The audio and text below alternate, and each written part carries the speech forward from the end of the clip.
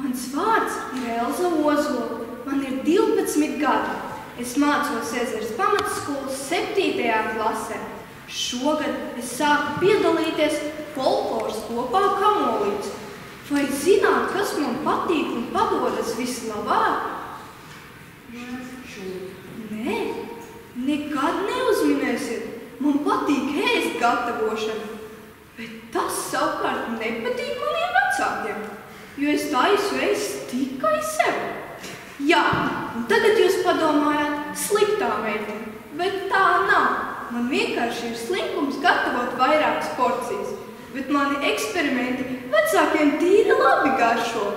Tas un par mani pagaidām viss, bet tagad par viltīgo āžalu. Šodien es jums pastāstīšu latviešu tautas teiku, kur āzis vārdu dabūjis. Vai esat tādu jau dzirdējuši? Nē, tad klausieties. Bet vai jūs vispār zināt, kas tas āzis īsti ir?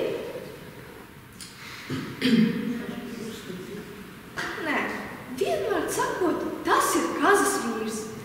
Nu tātad, vecos laikos āzim vārda nemaz nebijusi.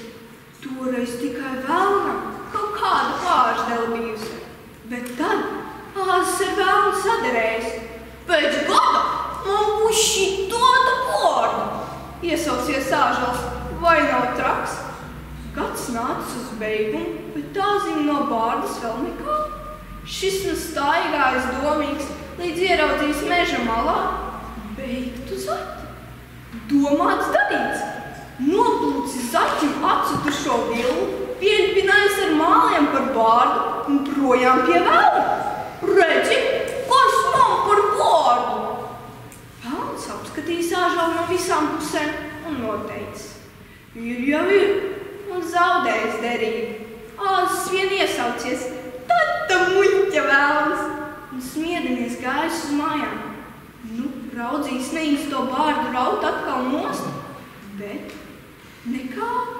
Tā bija piekaltusi pie žokļa līdz pat mūža galam. Tā vēl šodien āzim tāda zaķa bāždela karājas. Neticiet, paši apskatiet. Un nu kāda anekdote. Puisītis no rīta prasa mammai. Mamī, vai patiesi mūsu vannas istabā mazgājas pats Dievs? Mamma mierīgi atsaka. Nu nē, dēli, kāpēc tu tā domā? Tētis katru rītu sauc.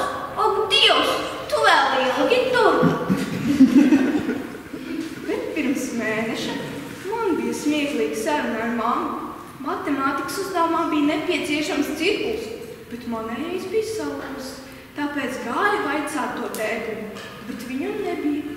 Gāju pie vecākā brāļa, bet viņam arī nebija. Gāju pie mammas, un kā jūs domājat? Pareizi! Viņai arī nebija. Gāju uz istabu domāt, ko un darīt. Padomāju un gāju otro reizi pie mammas. Es uzdevu viņai jautājumu. Es saprotu, ka man 7. klases skolniecei nav cirkļa, bet kā sanāca tā, ka galveniekam, kuram cirkulis ir nepieciešams skicēm, cirkuļa nav?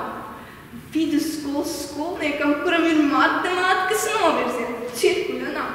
Un šajā mājā pat mammai matemātikas skolotāja cirkuļa nav. Tā mājas darbus arī neizpildīja. Tādas neparastas beigas manam piedzīvojumam. Paldies par uzmanību!